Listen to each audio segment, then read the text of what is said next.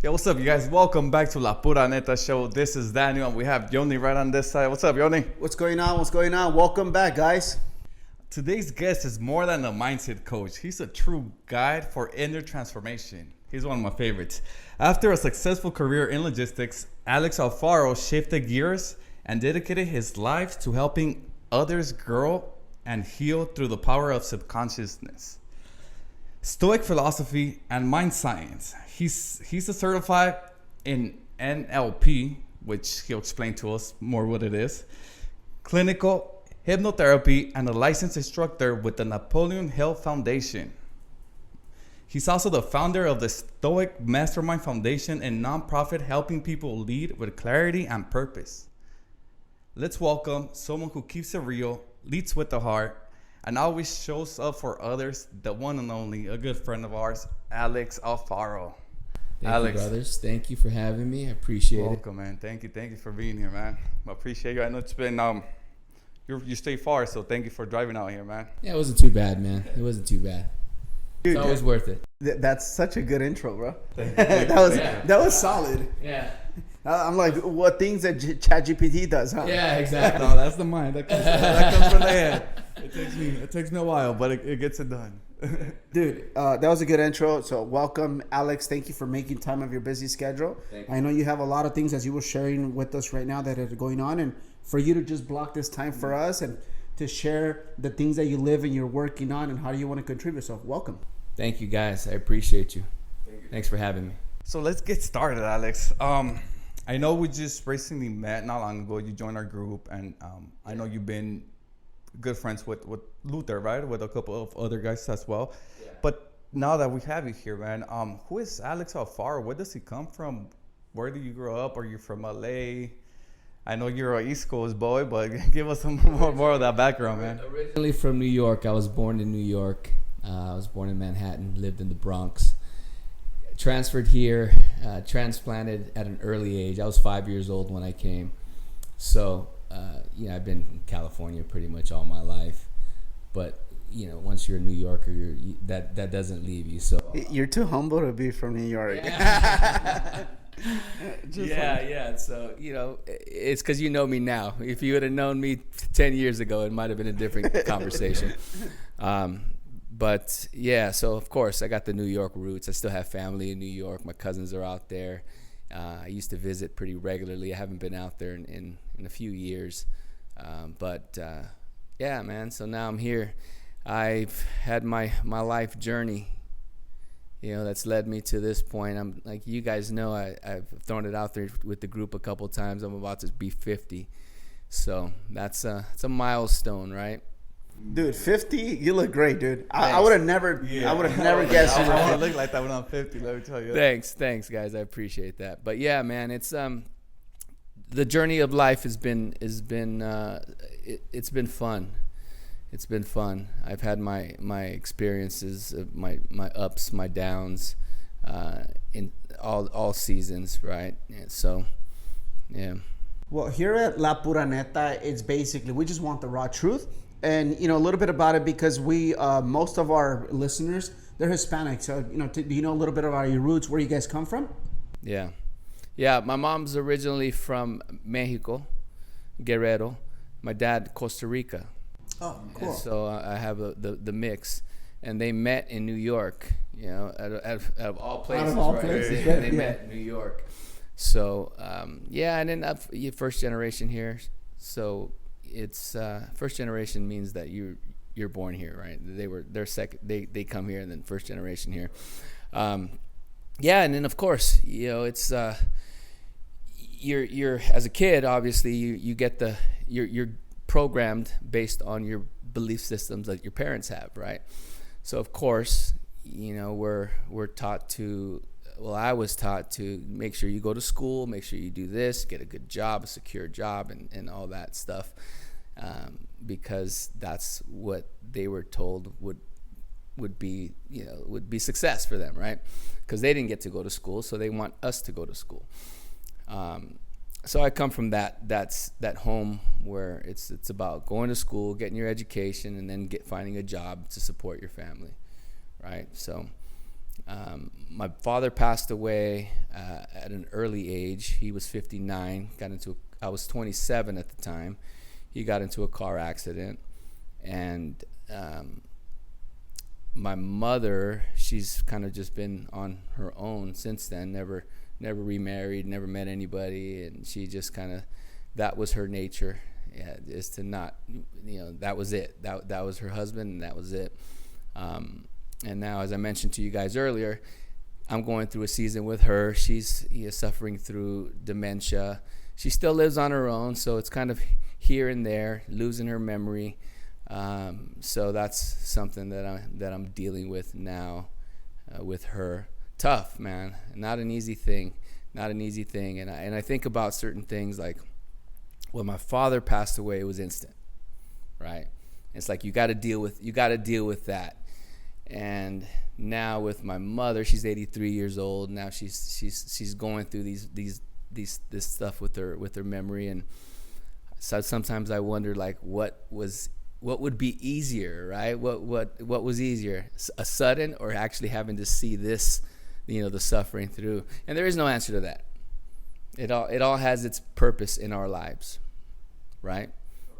Good things and bad things always has its purpose. My goal is to figure out what this is. What do I need to learn from it?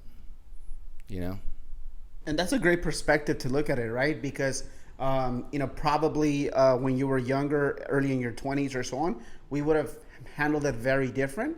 So I do believe this whole journey from your 20s, losing your pops in your mid-20s to now, it prepared you for this. Not that you're ready, but it gave you definitely a preparation. So let's take it a little bit back. I'm guessing you grew up like in the West Side, Beverly Hills, went to a private school, and grew up with a bunch of money. Does that sound about right? Yeah, bro. I grew up in Norwalk, man. So I grew up in the hood, bro. But the two-way streets or the one-way streets? The one-ways, right? No, I was a little bit off the one-ways. But, it was, grew up in Norwalk. I had a circle. I mean, the guy in the apartment complex that I lived with were all veteranos. They were all, from the hood. Very cool. I mean, they were all cool people. We were just kids at the time. So, but I grew up, fighting. I grew up doing all that stuff as kids, right, that we're doing. But as my parents, I had good parents, solid foundation. They weren't. I would say they were disciplinary, but not extreme.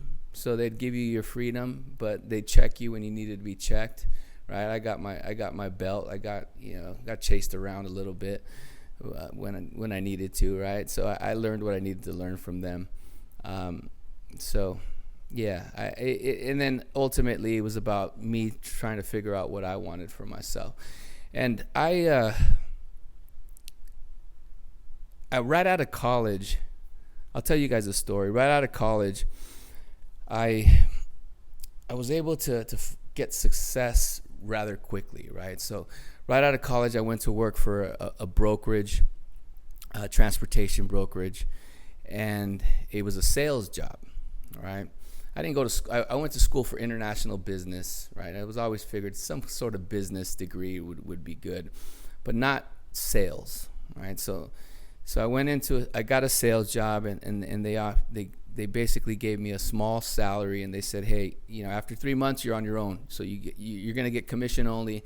So get some business so you can have some commission. And I was able to do it rather quickly. It was cold calls and doing all the stuff that you guys see in the real estate game, right? So I reached success rather quick. In my 20s, making 10, 15 grand a month. Back then it's good money, right? And of course, what comes easy, you become complacent with, right? And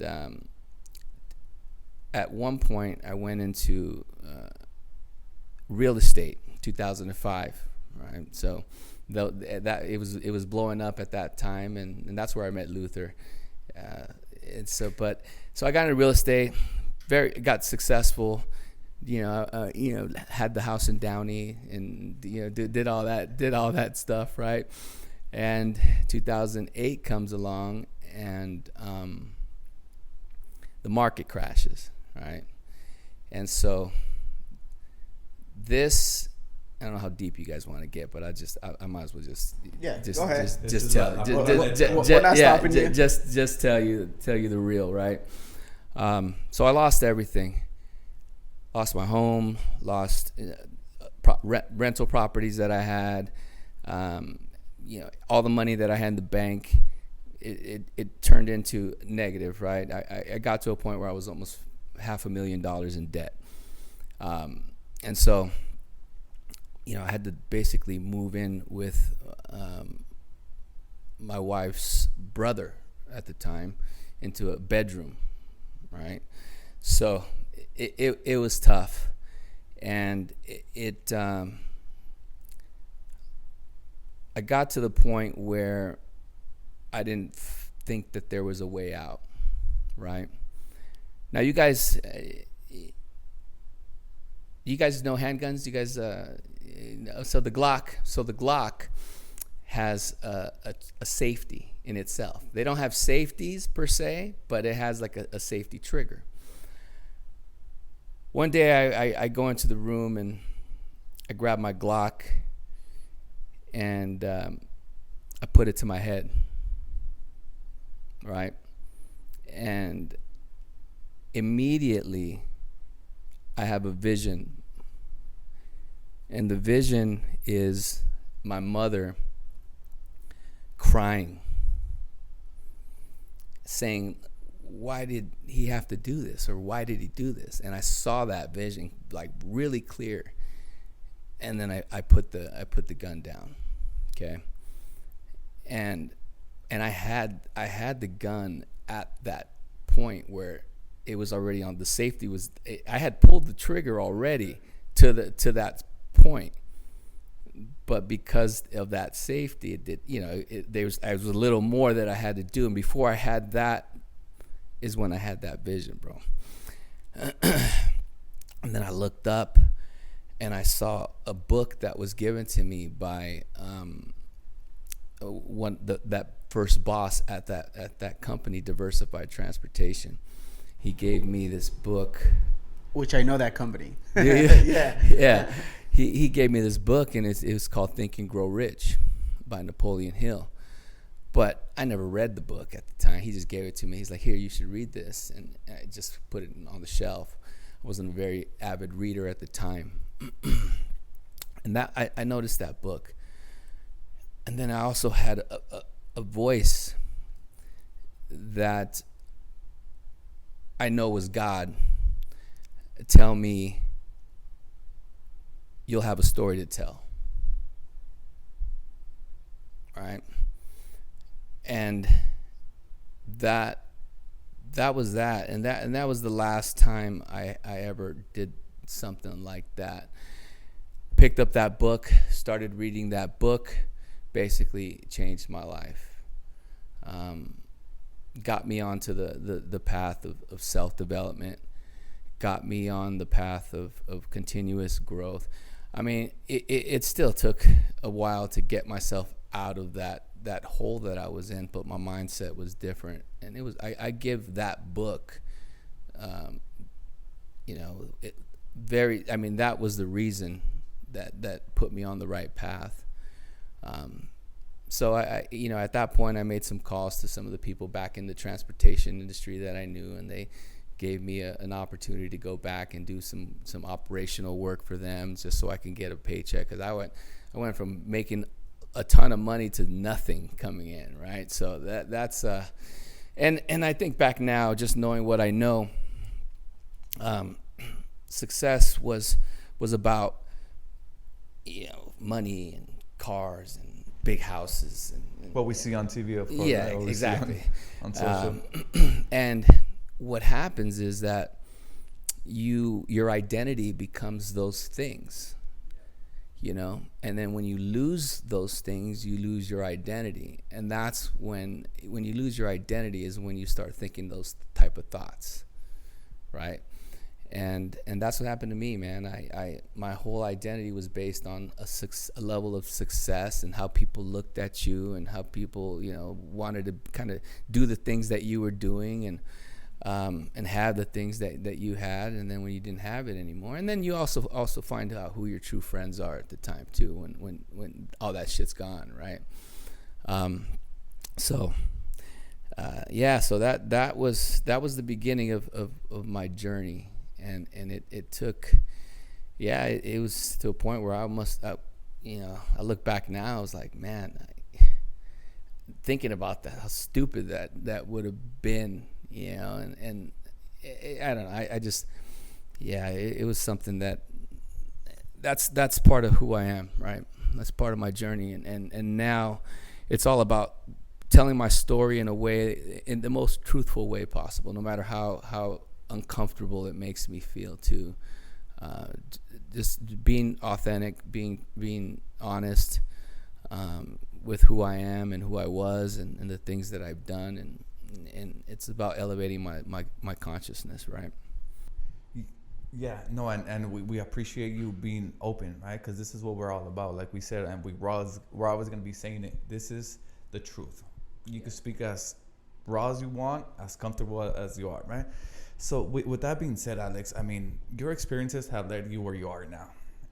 I know folks are going to be watching this, and they might be close to pulling that trigger, doing something that they're not supposed to. What is like a tip or like a nugget you recommend, or like some advice you tell those individuals before they get to that point? Yeah, it's you get to that point when there's no hope, right? But there's always hope. If you wake up in the morning, there's hope, right? There's always a way to visualize what you want instead of what you don't want. And most of the time when you get to that point, you're just visualizing all the stuff that you don't want. And so there's get help, talk to somebody, right? Go, have open conversations with your friends, man. Tell them how you're feeling, and be honest, especially men. Men don't do that. Men you're supposed to be tough. Right? Yeah. Men, right. men don't do that, man. Be open. Find yourself a group of guys that you can confide in and have these type of conversations with. And I shared the story, and there's people in my life now that are close to me that have never heard that. So when they listen to this, they're gonna hear that for the first time too, man. I don't even know if my brother even knows that. Well, in a way, thank you for sharing that, because that is very personal. But at the same time, if they don't really know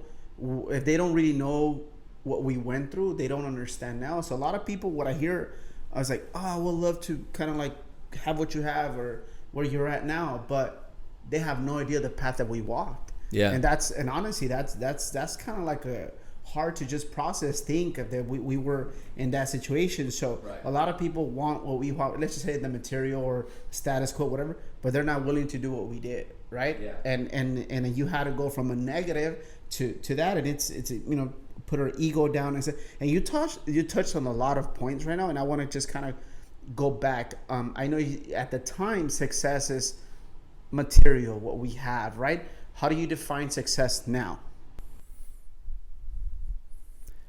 Peace of mind. If I can go to bed and sleep peacefully and wake up excited, that's success for me, right? And what is peace of mind? Peace of mind only comes from you doing the right things, right? Being a man of honor, integrity, of character. You if you're not any of those things, you can't have peace. Peace of mind comes from doing the things that you say you're going to do, right? Being the best that you can possibly be, right? Living a life of purpose gives you peace, right? God put us here for a reason, and it's not to be it's not to be common. It's not to be just like everybody else. We are here. God gives us we're here to live a life of abundance, and abundance is not financial abundance, not only financial, but that too. You can have some of that. Don't get me wrong. Make as much money as you want, but for the right reasons, right? And not ever compromising your peace of mind for the money, right? Exactly, right? So that means if you're making money and you have peace of mind, that means you're doing it the right way. So it encompasses a lot. It's a simple word, but it encompasses a lot. It'll encompass your character, your honor, your integrity. It encompasses how you treat other people. It encompasses your how you raise your kids, how you treat your family, how you take care of others. That's what's going to give you peace, and ultimately that's what success means to me. Ask me 10 years ago, it was about 15 years ago, it was about the stuff, right? And don't get me wrong, man, I enjoy some nice things. I love expensive scotches, and I drink and I have nice steaks, and I love all that. But none of that has to do with who I am.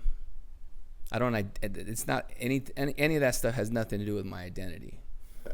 I love that, because that's similar. I know when we connected a few months ago, that was kind of like the where we connected the most, because that is success, similar to how I view success, right? Yeah. I'm gonna hog the mic on the next question again, go for it. Because you touched on a few things, and I was pulled that direction. So you said when you lost everything, you kind of also figure out what your friends were at the time, and you also said, hey, if you need the help, talk to more people, right? Mm-hmm. So how do you feel, whether for good or bad, is your friends, your circle of influence, your peers? How important is that? Oh, it's absolutely important, right? It's the most important thing, who you surround yourself with, right? Especially, but let me retract a little bit. First, you need to know who you are, ultimately, because you need to know who you are and where you want to go, because without knowing that, you're not able to figure out the type of circles that you really want to run in. But ultimately, if you want to elevate your consciousness, you got to be around people that have elevated consciousness, right? If you want to grow, you want to be around people that have the things that you want to grow into, right? And everybody has their nugget that you can learn from, right? So if you're going to if you want to learn how to have a great marriage, you want to be around people that have been married for a long time, that have had experiences, and that you can see their relationship, right? And that's what you want to be like. But that doesn't mean that they're going to necessarily be able to teach you how to run a successful business, right? Or how to raise kids, because a marriage is separate from raising kids, right? Their marriage may be perfect, but they may not know how to raise kids properly, right? So you want to surround yourself with a group of people that have the things that you want, that have and are doing it the right way, right? But for me, it's just, I want to be around people that are going where I'm going, or want to go where I'm going, right? And are doing the things that it doesn't matter where you're at in life, as long as you're going in the right direction is what I look for. And now my circle is small, man. I have a very small inner circle, but like they say, your circle can either be two things. It could be your circle of influence, or it can be your cage that you're trapped in, right? So make sure that you understand the difference. You did touch a good point right there, because you did say it could get very deep, right? Because you did say you have to know who you are before you try to look out for those inner circle, those friends. Yeah. That doesn't mean cut everyone from your life and go in with you. How do people know who they are, though? Like, let's say they think they want this lifestyle, but that's not them. That's based on what they're seeing. How do they step back or see the bigger picture to know, like, okay, this is who I truly are? Because that's important. It's very important, and that's what's going to ultimately give you peace is being your most authentic self, right? And that means, see, we have an ability, a God-given ability to know right from wrong. You know, we have certain feelings that we feel when we do things. When you know you're doing something, you're doing it right, and then there's other times that you do things and you just have that gut that, no, this is not right. You got to understand how to follow your intuition too, right? So when you're doing something that for the wrong reasons, you're gonna know it. So I would say number one is follow your gut feelings, your instincts, right? But it's also what makes you happy too. Like what makes you happy? I'm sure you guys are here doing this podcast because you enjoy it. Makes you happy, right? And once you get to the highest level of self-realization, you come to an understanding that it's not about you, right? It's about what you can do for others, how you can give back, how you can help. And I think if you lead with that, you could figure out who you are real quick. You know, if you lead with how can I help? How can I give back? And I think, and that gives you peace as well, right? But it's finding out what your true authentic self is first, and in the process, in the hypnotic process that I have, you guys have both experienced it, so which is cool. We could talk about that a little bit if you'd like, but I have the cycle that I run people through is the subconscious work that you may not know that you need. But it's there, like childhood memories and all that stuff. And then I run through the forgiveness piece, and then finding who your true authentic self is, right? And then I allow the subconscious to help you with that. You know, what does it mean to be authentic? Like, that's a question that you can ask somebody and see what they tell you. But then once you're your most authentic self, you can start to visualize the life that you want, like being your true self. Because people live their entire lives acting like they're somebody they're not. You know, we're seeing that all the time now on social media. It's like it's sad to watch the state of the level of consciousness most people are in these days.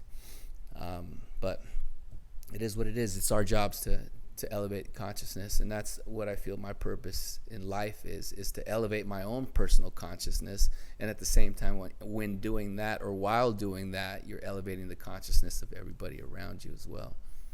And then just for the people out there, I mean, it's never too late, right? It's never too late to learn, to grow, to change, because some people might think that this is it. Like, that's it. Like, there's no more light at the end of the tunnel. But like as we said a couple podcasts ago, there is. You know, just like you said, just do the inner work, and then you'll see that there's a bigger absolutely. picture for that. There always is. There's always, as long as you're alive and you're breathing, there's hope for a better life, for a better future. Just to keep it a little surface level, because a lot of people are probably not going to understand, like, subconsciousness. How do I elevate my consciousness, right? Yeah. These are a little bit more kind of like deeper questions. But, you know, let's just say I'm not speaking on my personal level, but what I see a lot, people have tasted a little bit of success monetarily, right? But you're not truly happy. Similar to, like, you're not comfortable with your true self. Yeah. What's a tip that you can give someone, you know, the average Joe, so they could tap into this, get a little taste of this, right? You and I talked about that. I genuinely feel a lot of happiness when I kick a soccer ball, because that's my true self, right? You know, what tip would you give someone who's not truly happy? They have monetary success, but not inner success. That's not truly happy. Well, number one, the reason that people can have all this money, all this success, is because they're trying to, their whole identity becomes that, right? And that's, and when your identity isn't really who you are, you're going to be miserable, right? We see it all the time. We see it with actors and musicians and that end up harming themselves, and whether it be with alcohol, drugs, or suicide, right? It's because their identity is based on the level of what they thought success was. All right. And again, it boils down to figuring out what your most authentic self is, and making sure that your identity is based on you, not the things that you have. And even when it comes to, like, you ask people, that question, who are you, right? Oh, I'm so and so. That's just the name that you were given, right? Or I'm a real estate agent. No, that's just the role that you're playing for work. Or I'm a father, right? I'm a husband, right? Those are all just roles. Because if you identify with those roles, what happens when you're no longer a father? When your kids go off to school, right? The parents. One of the hardest things for parents is when they become empty nesters, because their whole identity, their whole role was raising their kids.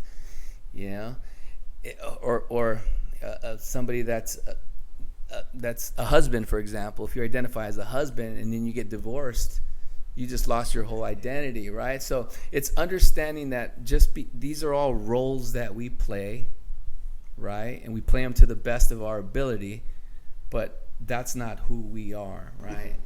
Damn, so you went deep. So it's you have to understand how to disassociate from the roles that we play, and truly and only associate with your most authentic self of who you really are, right? And again, everybody's most authentic self is just being real, man. It's just being like, this is who I am, whether it's good or bad. It's irrelevant, It's still your truly authentic self. Because ultimately, when you realize that, okay, maybe I'm not the greatest person, right? But you're real about it, then you can change it. It's almost like the AA, when they go to AA and they say, hey, I'm an alcoholic. It's like you're saying that so that you realize this is who I am. Now, that's, we can go a whole nother route with that too, right? Because you're going to continuously say this. Guess what? You're going to continue. Yeah, there's programming that's happening there, but it works for a lot. It works for a lot of people. But you still have to have that one point where it's like, okay, this is who I am, good or bad. I'm a freaking, I'm a cheater. I'm a this. I'm a that. It's still your authentic self. Don't hide it. It's who I was. Doesn't need to be who you are now, right? And I think a lot of times, people can't move on from their past either, right?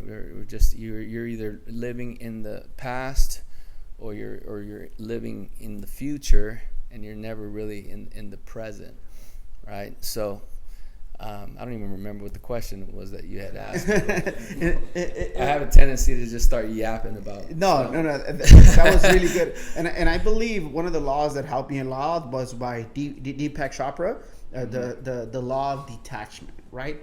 Because our kids are not our kids. We just have the role of being parents for a certain period of years. And you touched that, and I was like, I caught it right away, and I was like, right around their 16, 17, they start kind of going on their own, and then that's when a lot of parents have that the struggle. And I'm a parent, right around that age, so we have that struggle. But when we understand and we detach ourselves, gotta let them live their life, right? Yep. And we did the best, or we're doing the best that we can through those years that God gave us the opportunity, and now detaching yourself. And same thing like you said, you're too attached to the marriage, and not that it's a bad thing. Obviously you have a certain emotion, but not that attachment, because God forbid something happens like your mom happened with your father, then what happens, right? Exactly. So identify who we truly are. That was really good, dude. Yeah. If somebody who identifies as a wife that's no longer a wife anymore, what happens to them? They lose their identity, right? So I work with a lot of law enforcement and military with hypnosis for PTSD. And what I found with military is that a lot of times their identity. See, when you go into the military, right, you create an identity with that group. This is who I am, right? This is my tribe. And then you identify with these people, and then your entire identity is being in the military. And then what happens when they leave? They lose that sense of identity. right? So they lose who they are because they created that identity, right? And again, it's always just about the ability to disassociate from the roles that we play in life. Sports, for example, is a good one with your kids. You want them to be really good, and you take them to do this and that, and then your identity as a father is based on the performance of your kid as an athlete, right? And then one day your kid comes to you and says, "I don't want to play anymore." Right? And then you feel it because that was your identity, right? Your whole identity was based on your kid's performance or your kids in sports. I just had a conversation with somebody about that, and his kid's a very good golfer, and to the level of pro. And I've done some work with him, just getting started, but he told his parents recently that I don't want to play anymore, right? And so, of course, the parent, this is their whole identity was their son being a good golfer and taking him to the pros. So I had the same explanation with them. I said, okay, you detach from that identity and make sure that he because you're also creating that identity for the kid as well, right? Yeah. So and it may not be comfortable for them. He needs to be able to enjoy it. In order to get to those high levels, you need to be enjoying yourself. You need to be having fun, right? So, it's something that I've been thinking about for a long time. It's like, okay, I look at the different things that I'm doing, whether it's with the foundation or whether it's with the Monroe Institute, and all these different things. But that's not my identity. These are just roles that I'm taking to elevate my consciousness, right? The Napoleon Hill Foundation and all that stuff, the NLP. Sorry, before we dive deeper into that, can you, for those, the audience might be like, oh, why is he saying this? Why is he talking like this? Where does he come from? Can you explain, what does NLP stands for, and what is the Napoleon Hill Foundation? Okay, so Napoleon Hill is the author of the book Think and Grow Rich. So after that incident, and I started reading Think and Grow Rich, I wanted more. So I looked up that he had a foundation, and he had a training institute, and they teach you the levels of success, right? The 17 laws of success. And so I said, okay, I signed up and I went with the institute, and I started to learn with the institute. And then from there, I listened to some Tony Robbins stuff. So then I got into self-development altogether, books, reading books, listening to audios. And Tony Robbins mentions NLP and I think it's, I don't remember which book it was, but he mentions NLP, and then he mentioned the founder of NLP. And so I said, okay, NLP is basically neuro-linguistic programming. And it's ultimately it's the process of thought, right? And it teaches you to think with purpose, right? And there's language patterns that you can use, and in the real estate world, when they talk about NLP, they're talking about the ability to build rapport with people and use language patterns and all that stuff.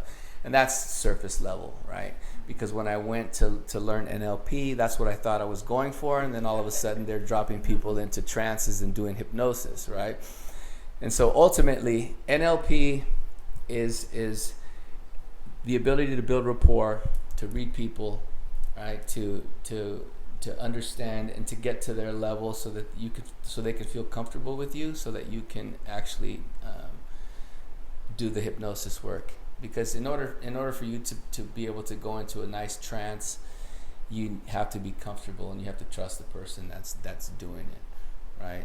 And just like in anything in life, when you're doing business, if you're gonna go sell, the person needs to trust you, right, and feel comfortable with you.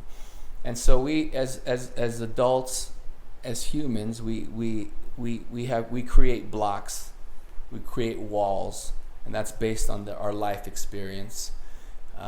We trust to certain levels, and we have values, we have certain belief systems.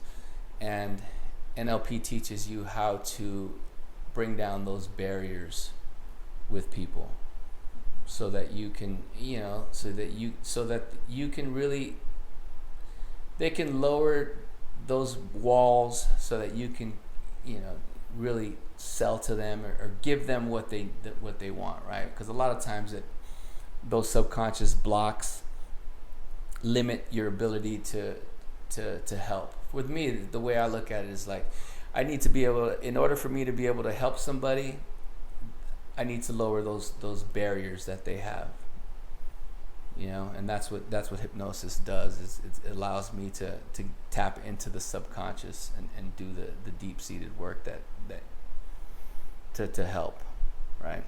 So you mentioned a little bit of you mentioned about the Monroe Institute. Okay, can you dive us a little bit in there? What is it? What do you guys teach there? So this is a little this is where it gets a little crazy, right? The Monroe Institute it's an institute that teaches consciousness, right? You go in and there's meditation involved, and there's so Robert Monroe wrote many books and started this institute because of his ability to go out of body, right? So there's OBE, out of body experiences, there's astral projection, and this is remote viewing and all this stuff. This place, just not to get too deep into it, so the CIA, the FBI would send people to the Monroe Institute so they can learn how to do the remote viewing and basically be spies for the government. So remote viewer number 1 is one of the trainers, and he was a remote viewer number 1 for the CIA. And he was able to basically, from where he's at, find certain locations, find where certain people were, just by being able to tap into that level of consciousness. I know it sounds a little crazy, Yeah. but but it's out there. But it's out there, and Monroe Institute is one of those places where you can learn to tap in. So I mentioned to you guys the ability to lucid dream, and the ability to, I don't know if I mentioned my ability to go out of body and do all that stuff. That's spiritual type of work. But that's where I pretty much learned all that stuff. And then the bending spoons and all that stuff. And yeah. I have a pretty funny question, because I've been into like my self-discovery journey. I would say in 9 to 10 years. Into meditation, silencing the brain, silencing the mind of your thoughts, focus on the breathing and stuff. And I mentioned to you several times, I heard you mention in the past, God, right? And I also had experiences where I get feedback that meditations is against God. How do you feel about that? I don't understand it. I mean, you really have to tap in. You have to be ready to hear God, right? When He speaks to you.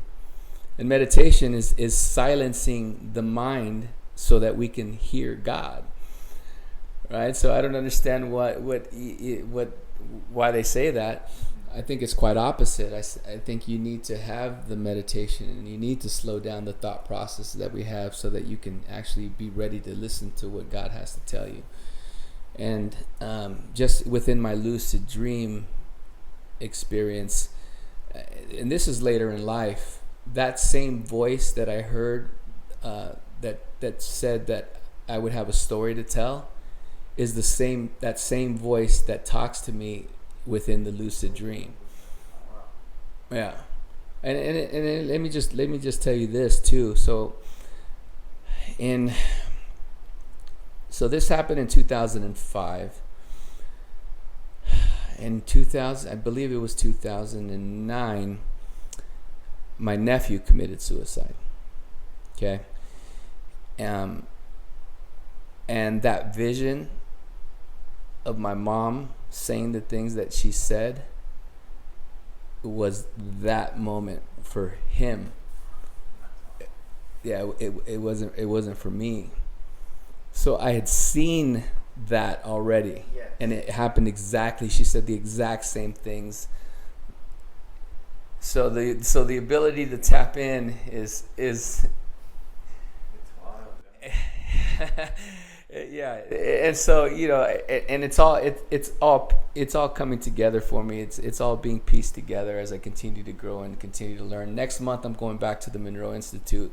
so I could finish for the last 2 years, I've been training to become an instructor for them too. Oh, wow. So next month I go to basically finalize that and to be able to teach that as well. With all that being said, as you're learning and growing and getting into it and, getting all the certificates or classes, what's one belief you had to unlearn that completely changed your life as you were going through the process? I mean, there's all the beliefs that I had to unlearn, and I'm still. And when I look at my self-development journey, that's how I see it. It's erasing all those beliefs that I thought I had, or those limiting beliefs that I was trained to have or programmed to have per se. The religious stuff. There was a lot of, I mentioned God. And that was one of the questions that I had for a long time, because I grew up Catholic, okay? And I grew up Catholic, and of course, every religious institution has its methods, its methodologies, its belief systems, its definition of right and wrong, and everyone thinks they're the right, and they're the right way, they're the only way, and they're the only path. So I studied Eastern religions. I spent a lot of time in religious, trying to understand religion in general. But it just led me to not want to understand religion, just understand God, right? And I did, and then we could talk about this as well. But I did ayahuasca the first time. I don't know if you guys know what that is, the plant medicine. And that led me to an understanding that, not an understanding, a knowing that there is a God. Forget about religion, forget about all that. There is a God. And it got me to understand that we are all one. You're me, right? I'm you. You're me, I'm you. The blade of grass. We're all connected. The second time, I did it twice, and I did it the first time. It took me to that understanding, and it took me to an understanding of the material and purposeful living. The second time, my intention was to find out more about religion. Okay, and this is what I was told, and this is my belief. Let me rephrase that. This is my knowing, okay? We are all brought on this earth and we're all given cultural clothing, right? Because we were born where we were born, to who we were born with. If you're a Catholic, then you're a Catholic, right? And that's your easiest path to God, right? And had we been born in in the Middle East, we would have been something different. Had we been born somewhere else, we'd be something different. But I ultimately believe, and this is where my Christian friends would probably start to argue with me about. I think that everybody has their own path, and it's their path. My path is through Jesus Christ. That's my path. It doesn't have to be yours. Doesn't have to be yours. I don't have to say that this is the only way, or no. It doesn't matter. This is my path. And my second ayahuasca experience led me to that. It's like this is my easiest path. This is the cultural clothing that I was given in this life experience. How I get to God is through Jesus Christ, and that's my belief. It doesn't have to be yours, and I don't have to preach it to everybody and tell them, no, that's not right. That's not right. That's wrong. This is the only way. No, that's not it. That's just my belief. And that's where I'm at when it comes to God. And I understand that that may be an issue for certain people, and that's okay. It doesn't matter to me. It's my sense of knowing that this is, I don't believe in God. I know there's a God. And so and also the ayahuasca experience allowed me to eliminate the fear of death, because I know that there's so much more than just this. Yeah.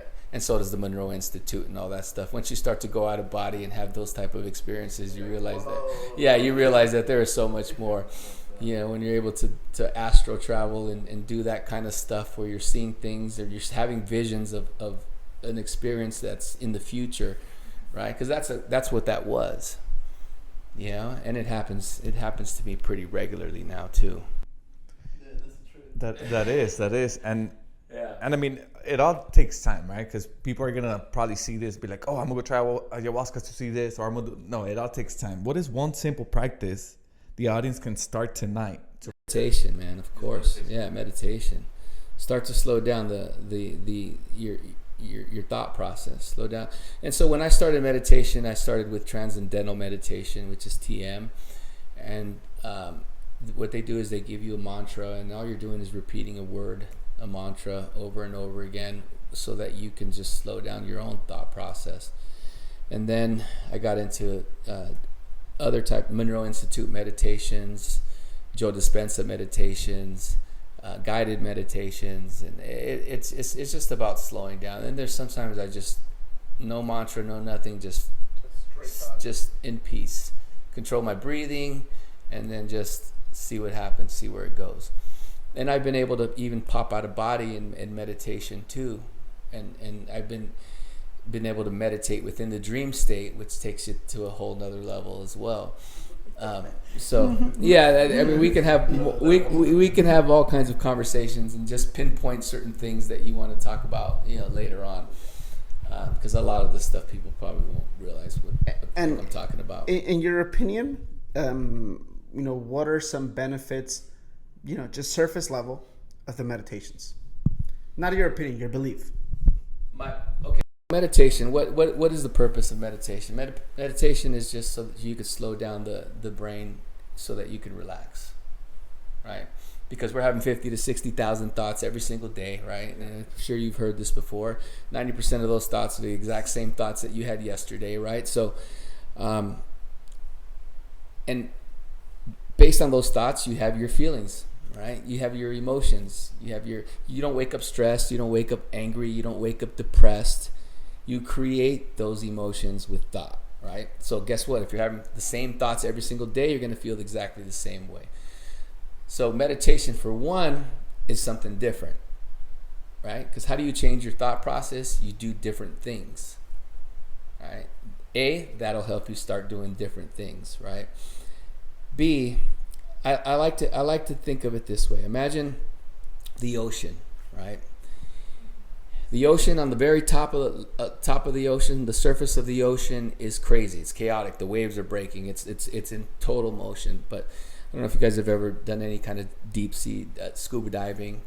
But as you start to go deeper and deeper into the ocean, it starts to calm. And then when you're at the very bottom of the ocean, it's the calmest. So what you're doing in meditation is you're going from the top, you know, where our brain waves are in beta, always moving, always thinking, always reacting, to start to slow down the brain waves, right? From beta to alpha to theta, and then delta is sleep. So what you're doing is you're slowing down the brain waves so that you can think with clarity, right? So that you can relax and get rid of the stress, the anxiety. Because I like to look, I even imagine diving as I'm meditating. Right? Before I meditate, I imagine myself putting on the gear, putting on the scuba gear, and then diving into the ocean. And as I'm meditating, I'm seeing myself going deeper and deeper and slowing down the brain waves. And then as you're going deeper, the stress, the anxieties, the worries start to leave you, right? And a lot of times people experience especially when it's their first time meditating, they start to feel a little bit anxious. You know, these are feelings that they don't normally feel, and it kind of scares them away from meditating. But that's what it's supposed to do. You know, you're releasing those emotions, you're releasing that stress and that anxiety. You just got to stick with it. And then the more you do it, the better you get, right? And the better you get, the more you want to do it, right? And then you just start to feel you start to feel different. You start to think different, right? there's a reason that they've been doing it for thousands of years.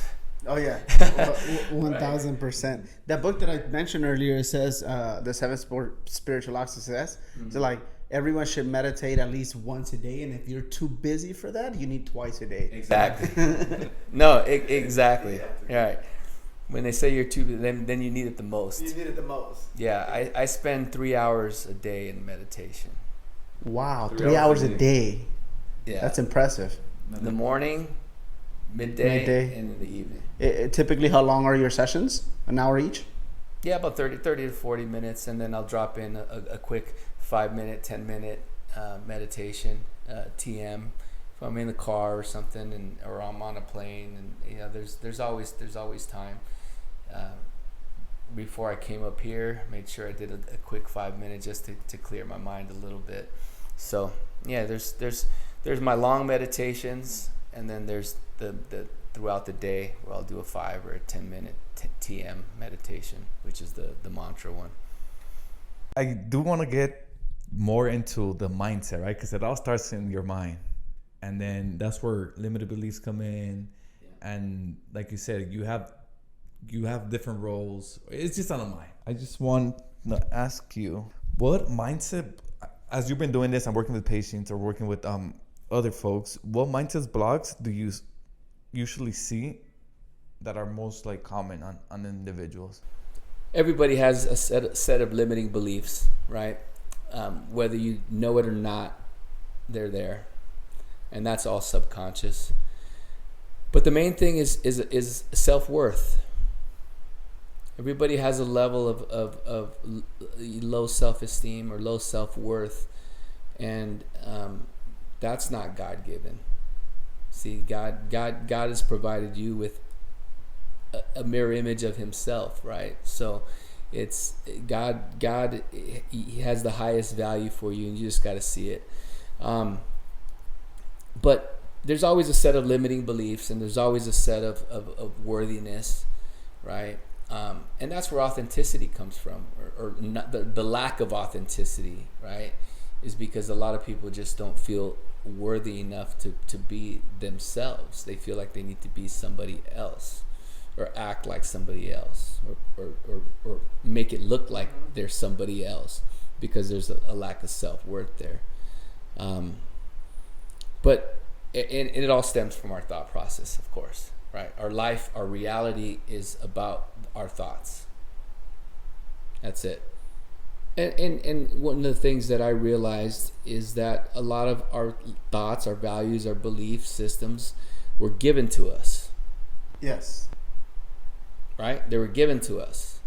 They was given to us by our parents, by the educational system, by religious institutions, by the people that you chose to surround yourself with when you were a kid. And all those by the time you're 30, you're hardwired into a certain belief system. And unless you first come to the realization that it's there, right? Because most people will go through life and not even realize. 90% of the people don't even understand what the conscious mind and this unconscious or subconscious mind even is, right? And before you ask me a question, I see you anxious, ready to give me I want to just break it down just really quick on what it is and how it works, right? I worked with somebody that I think I might have told you guys this before we did our session together, but I worked with somebody that had. Sometimes I ask a question like, "What's your favorite color?" Right, and what's your least favorite color? And then the least favorite color was red, and I said, "Why?" I don't know. I just don't like that color, right? And so in the hypnotic session, it brought her back to a memory of when she was a child, 5-6 years old. Mom and dad had an argument. Okay, dad put hands on mom. Mom happened to be wearing a red dress on. Okay, so what happens? The subconscious puts together the color with the experience. The experience brings out a certain emotion, certain feeling. Hence, that color she does not like, not knowing why. That's subconscious, right? Now, how does that affect us in life or as adults? You can be driving down, feeling good, music blasting, you're ready to tackle the day, have a great day, and then your peripheral sees a big billboard that's red, right? You don't pay any attention to it, but you see it, and all of a sudden that red brings back that emotion, and now your day is just turned from a great day to not having a good day. Or you meet somebody for the first time, they happen to have a red shirt on. I don't know, man. Something about that person I just don't like, right? That's how the subconscious works, and that's how our a lot of our programming comes from what happened to us as kids. Yeah, it's powerful. It is so powerful. Yeah, but without awareness, you just don't know. Yeah, people are born, they go through life, and they die. And a lot of them, most of them, I'll say, never tap into that, right? Never figure out why they don't like certain things or certain events because certain emotions based on experiences, right? Yep. Now going back to the programming, because you did mention that it's limited beliefs are passed on by our parents, but yet they were passed on by their parents, by their great parents. So this is a generational thing. It could be a curse or whatever you want to call it. But how do you help someone identify limiting beliefs they don't even realize they have, though? Yeah, well, I'll explain to you how and I've done it with you guys. First of all, if you don't realize you have it, I don't even ask about it, right? I just ask what your earliest childhood memory is, all right? What's your earliest childhood memory? Is it a good memory or is it a negative memory? Most of the times, 9 times out of 10, it's a negative memory. Why? Because as human beings, we have a tendency to elevate the negative and minimize the positive, right? The things that we should be feeling grateful for and being happy about, we minimize those experiences. And I think it's a survival instinct. I think our brain works certain ways we maximize these negative experiences as a survival mechanism.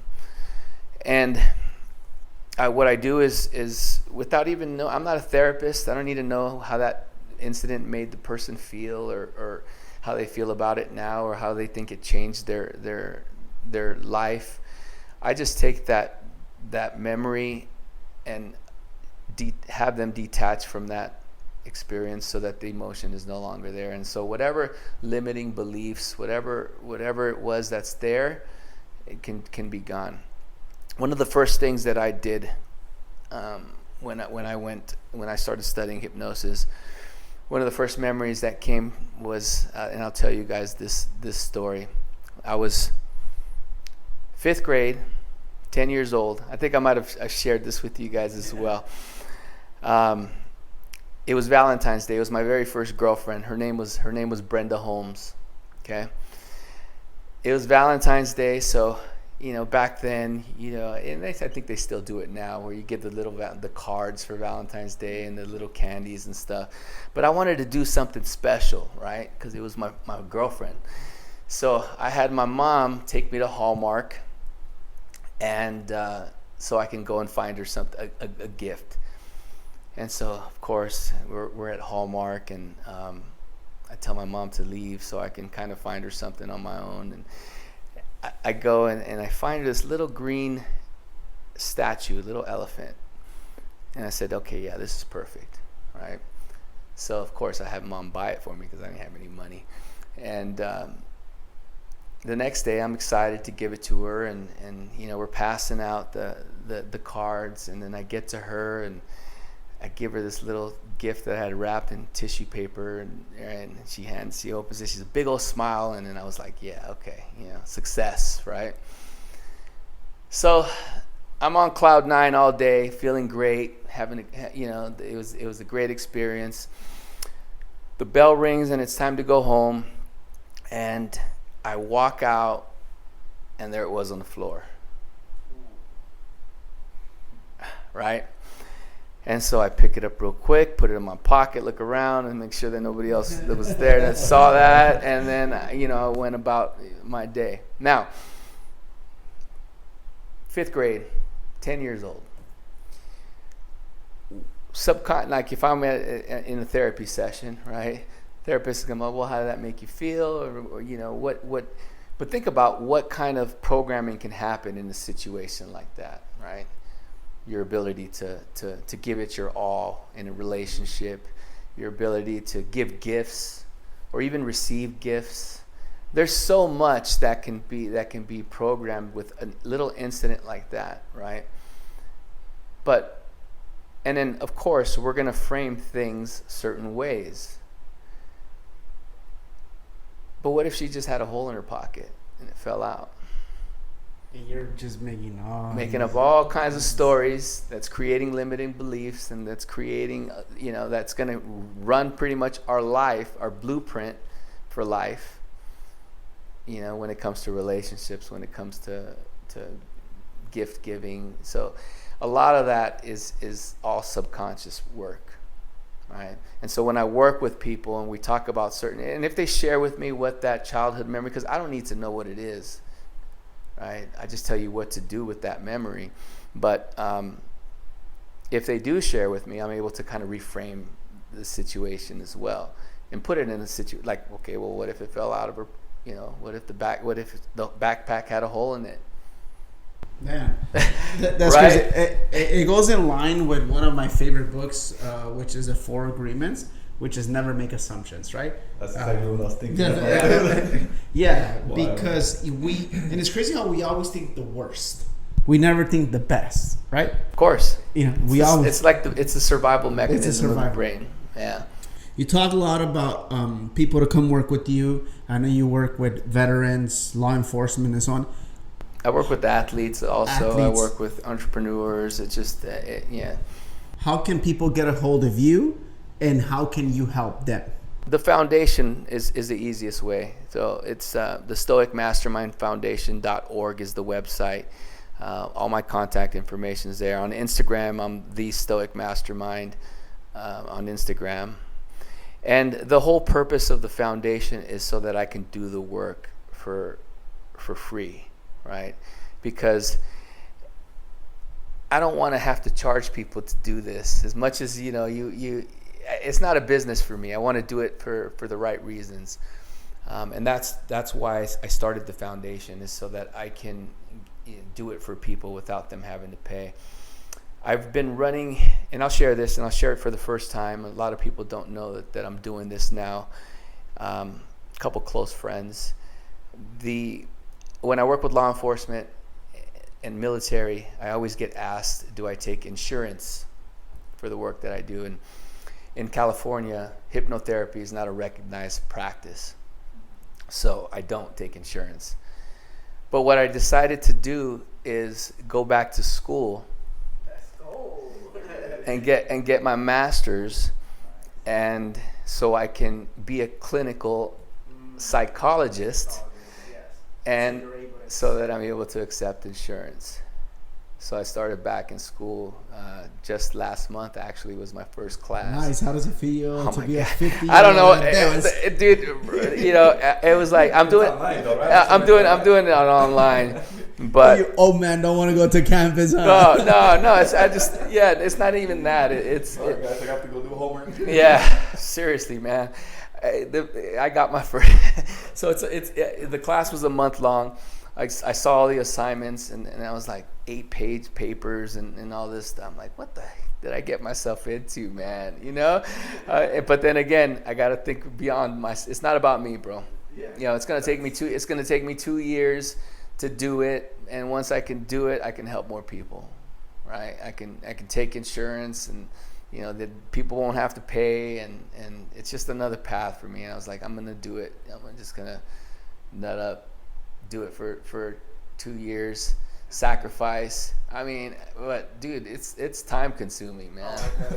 Bro, I was like, man, what am I doing? I'm just adding more stuff to my plate. But yeah, I'm excited about that, man. So well, thanks for sharing. I mean, we didn't know that, and not too many people know that. A lot of people are gonna to hear a lot of the stuff that I'm saying for the very first time. So that's kind of cool. I'm glad it's here in La Pura Neta, you know, where we talk just nothing but the truth. No, for sure. And I think that part of the school work, I believe when people put a destination to it, like when I get my this, I'll be, but in essence, there's going to be a ton of learning on this little, it's a lot, but isn't learning. And then through that, once you receive that, not that that's the destination, there's going to be a whole level of more people that you're going to be able to help. Right. Because of that, because people obviously, will rather have our insurance take care of course. something like that, right? Yeah. So I believe that's part of the journey instead of the destination, right? Yeah. And I visualize these people coming to a therapist and not getting that same therapeutic experience. I'm gonna take them to a whole other level, right? Because look, man, when I work with people, I don't want to have to see you over and over and over again, because then I'm not doing my job, right? If I work with you once, boom, done, right? People that have PTSD, right? It's what happens when somebody has PTSD. What's happening? They're playing the movies in their head. They're reliving moments as if they were there, and it's just about detaching from that movie.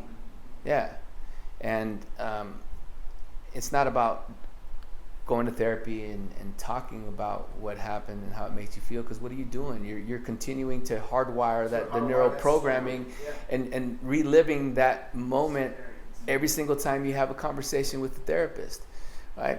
Now I got to go through the motions in school now because I'm learning all this stuff and all these techniques, and in my head I'm like, okay, well, right now I'm gonna get my degree, and then I'll take what I like from what I can, utilize it, but do what I'm doing now is the people that come to me on a regular basis is not because it's more of visualization, right? It's more about let me visualize the life that I want. Athletes, let me get myself into the right state, learn how to anchor certain states, so that when I'm out on the golf course, or I'm out on the diamond on the baseball field, something goes wrong, I have an anchor to put me right back in the right state of mind. It's like they say, because I want to, not because I have to, exactly. Right? So people I want to go over there because I know that you will help them elevate their consciousness, get to the next level, rather than like, hey, I'm feeling bad, can you please help me, right? Yeah, I'm depressed, I'm that. And then what ends up happening is that in the therapeutic process, and I'm not trying to knock the therapists, but when it gets to a point where you have to prescribe drugs, then you're not doing something right. Right? Because the goal is to elevate their consciousness, not numb their consciousness, right? So that is the difference.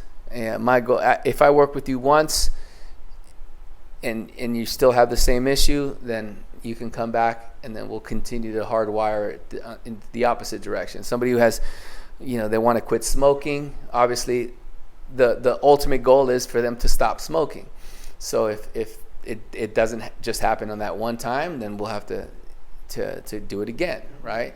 And I don't want to keep charging people every single time they see me. So the goal is to get with these people and fix them like this, because you can learn. You can have a fear, instantly learn a fear, or instantly have a fear of flying because of an incident that happens once on a flight, right? So if you can instantly get this fear, then you can instantly get rid of it. Yeah.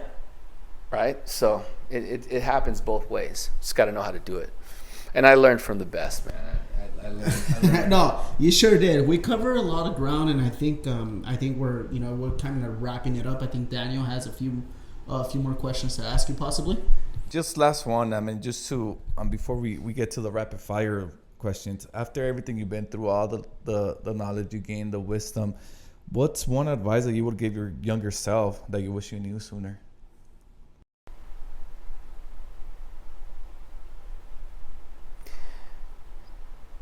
Don't chase validation. Chase purpose.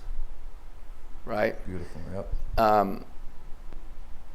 I spent way too much just trying to find validation in life with things that I would be like, no, don't chase validation. for sure. Yeah, that's solid.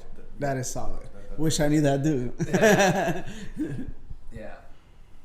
Should we get to the rapid fire? Yeah, I think so. All right, so we got the little rapid fire. Just gonna name 2 things. You choose one, whichever one, just to get to know you a little more. Just pick one without knowing. Okay. Books or podcasts? Books. High risk, high reward, or slow and steady? Slow and steady. Crypto or stocks? Combination of both. Impact or income? Impact for sure. Resistance or flow? Flow state. Both. Peace. Because you can't have peace without truth. So truth falls into that category.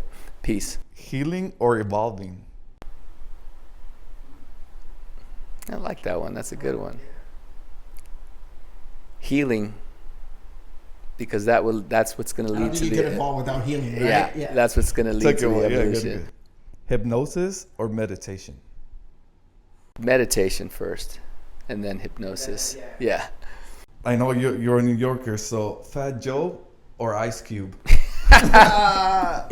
Considering Fat Joe has jinxed us in the World Series. No, they just sucked. Ice Cube, bro. I'm from I grew up on the West Side. Reading or Audible? I do both, but Audible's easier to do because you can do it in the car. So I would say Audible. Boxing or UFC? I'd say boxing. I grew up watching boxing, man, more than UFC. But I like them both. Well, Alex, it's been a pleasure, man. Thank you, getting brothers. to know you more, and we appreciate you sharing everything that you share. And it was a great talk. There's still more to it that I'm sure Yoni and everyone else watching want to get more into depth on the specifics on a lot of the stuff. Yeah, I mean, we're gonna link all your stuff in the description. We're always gonna, I mean, we're always in contact. So the point of the foundation is to help others break those patterns, right? Become better. And it all starts with yourself, with your mind. And I mean, I wish we probably will have an episode 2 maybe, because this is this was good. This is definitely good. Thank you for sharing. Thank you for being open book, vulnerable, sharing the very personal stuff that you shared. Again, like Daniel said, all your contact info is going to be there. I know people will be end up reaching out to you, and you can help them out. One last kind of message you want to leave the audience with? Thinking with purpose is it means that it starts with understanding the thought process, right? And thinking with purpose is basically what's going to lead you to have the life that you want, right? Our reality, our life is based on our thoughts. So thinking with purpose means that you want to make sure you're thinking the right thoughts. So you're doing the things that lead you to think the right thoughts, the books, right? The podcasts that you're listening to, who you surround yourself with, how you are, your character, your honor, your integrity, that all that leads to thinking with purpose. So your life is your thought process. Your reality is your thought process. Just like Ricardo told us, being a man of thought, right? Yes. So think before you speak, process it. Right.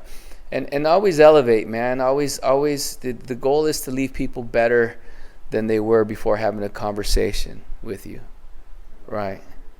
I love that. So, well, again, Alex, thank you so much. If you guys haven't yet, subscribe to the channel. Put the like button and just to be up to date. These podcasts keep just getting better and better and better. Thank you for your time, Alex. No, thank you guys. I appreciate it, man. I appreciate it. And you guys have experienced a session, so I highly recommend it for sure. And for sure, I will encourage everyone to reach out to you and get a session with you, because we know it or not, it's helpful. Yeah, it's really helpful. Yeah. So. Thank you again, bro. Thank you, guys. Really I appreciate it.